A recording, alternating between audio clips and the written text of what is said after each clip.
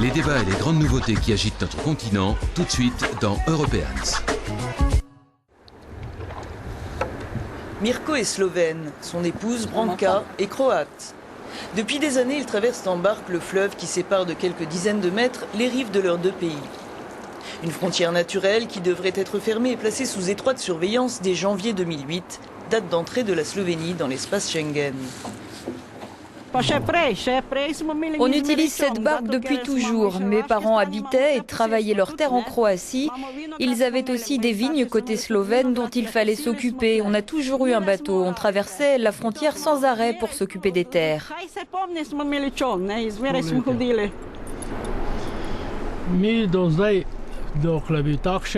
On ne sait pas trop ce qui va se passer quand cette frontière Schengen va se mettre en place. Comment on fera avec la police? Jusqu'à présent, ça s'est toujours bien passé, mais dans l'avenir, on verra. Ce qui est sûr, c'est qu'on continuera à traverser la frontière, même si c'est illégal, jusqu'à la fin de nos jours. Inconcevable pour eux de rompre les liens qui unissent les deux communautés depuis des décennies, au profit de ce qui doit devenir l'une des frontières extérieures les plus sécurisées de l'espace Schengen. Indépendante depuis 1991, l'ex-république yougoslave a de longue date le regard tourné vers l'ouest. Fière de son héritage austro-hongrois, la Slovénie revendique sa différence face à ses voisins balkaniques. Une différence marquée tant par l'essor économique que par la culture et la population en majorité catholique de ce petit pays d'Europe centrale. Une population souvent décrite comme relativement homogène. Homogène, pas tant que cela, rappelle cette spécialiste des minorités en Slovénie.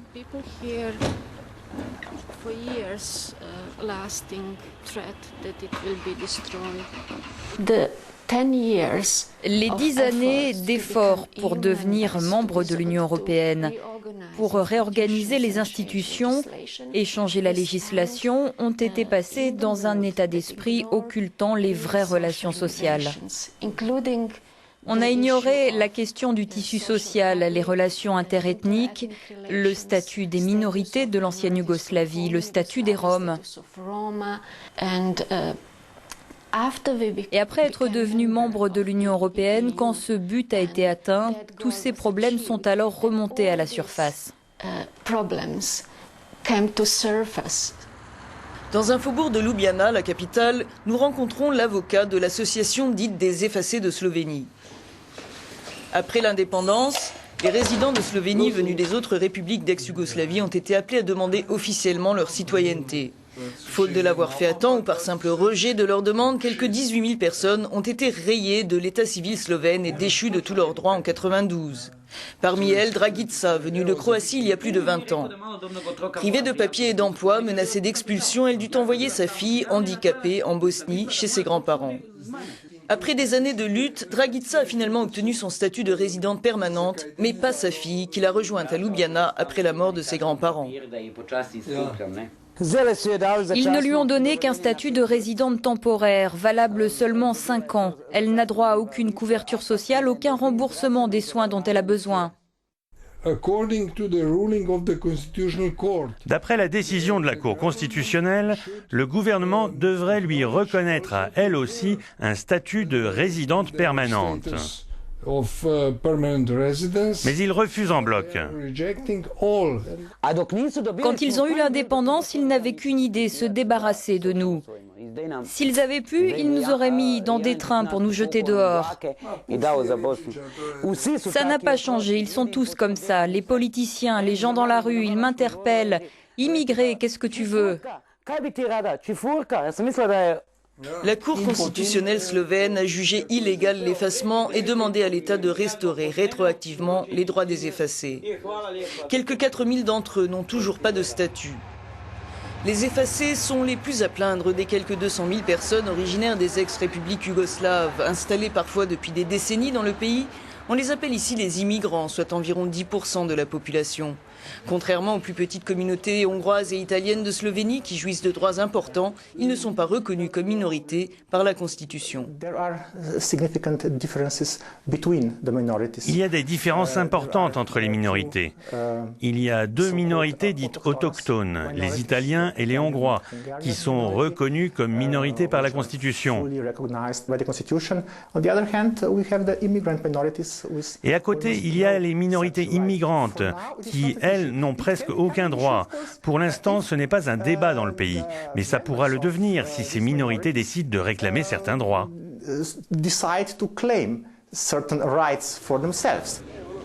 Des droits, la communauté islamique de Slovénie, deuxième force religieuse du pays, en revendique. La communauté musulmane compte quelques 50 000 personnes en Slovénie, pour la plupart originaires de Bosnie-Herzégovine. Beaucoup étaient venus célébrer ce jour-là la fin du Ramadan dans le complexe sportif de Ljubljana. La communauté musulmane de Slovénie est l'une des rares en Europe à ne pas avoir de mosquée dans tout le pays et réclame en vain depuis des décennies la construction d'un centre religieux et culturel à Ljubljana. L'État promet, mais la population slovène s'y oppose, déplore le leader de la communauté. Il y a bien sûr des raisons à cela, des raisons politiques, mais aussi l'idée que la mosquée fait peur. Nous voulons, nous, montrer que nous sommes des citoyens normaux, comme les autres. C'est très pénible de devoir répéter tous les jours que nous sommes des musulmans modérés, normaux. Que nous ne voulons rien faire d'autre dans cette mosquée que prier et organiser des activités culturelles ou éducatives. Sous tutelle des autorités religieuses de Bosnie-Herzégovine, la communauté islamique de Slovénie dérange ceux qui l'assimilent parfois à l'étranger. C'est pourquoi une petite partie de cette communauté dit ainsi vouloir se détacher de Sarajevo et revendique son identité slovène. En dehors des sentiers religieux, d'autres s'efforcent de donner la parole aux minorités. Admir anime la seule émission en langue bosniaque diffusée en Slovénie sur la radio étudiante de Ljubljana. La seule qui ait accueilli son programme, qui bénéficie d'une petite subvention. Mais seules les communautés hongroises et italiennes disposent de leurs propres créneaux et financements publics dans les médias nationaux. Les minorités non reconnues de Slovénie risquent-elles d'en perdre leur latin ? Ma génération, par exemple, est déjà assimilée, ou bien nos enfants le seront. Ils ne seront plus bosniaques, mais ils seront slovénisés, si on peut dire ça comme ça. Alors, bonne ou mauvaise chose, c'est à chacun d'en juger. Pour moi, une société qui a plusieurs identités culturelles est une société plus riche et personnellement, je soutiendrais ce genre d'évolution plutôt que d'homogénéiser la société et de tout ramener à une seule culture, une seule identité. One culture to just one type of identity.